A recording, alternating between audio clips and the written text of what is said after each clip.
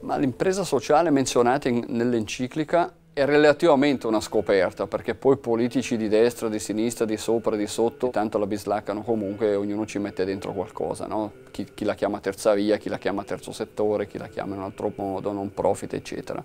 Io penso che è giusto, l'enciclica lo fa in un paio di paragrafi, dare l'ordine giusto delle cose. Intanto ci sono cose che può fare assolutamente solo il mercato, ma non ad minorem, perché è il mercato il sito privilegiato per farlo, lo scambio, la creazione di ricchezza, la produzione di idee e quant'altro. E lì le encicliche papali negli ultimi decenni hanno insistito molto tra mercato, impresa, imprenditoria, creatività e benessere comune, per cui non si scappa. L'impresa sociale non va a sostituirsi a questo genere di attività, come l'impresa sociale non va a sostituirsi all'autorità, allo Stato, alla politica nel ruolo fondamentale di tenere coesa la società.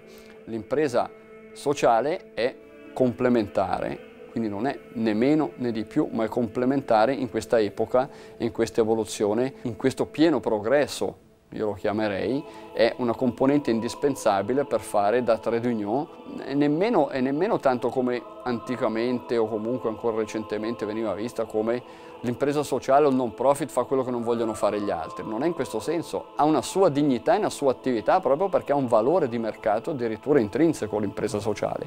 Bisogna scoprirlo e caratterizzarlo, perché se l'impresa sociale è assolutamente una concorrenza sleale a chi invece produce e deve dar lavoro alle persone, non funziona, non è questo il concetto. Anche perché nelle encicliche, ma anche tra pensatori cristiani e cattolici in particolare, non ho mai letto, non è mai esistita la separazione che l'impresa capitalista, chiamiamola così, o di mercato è asociale.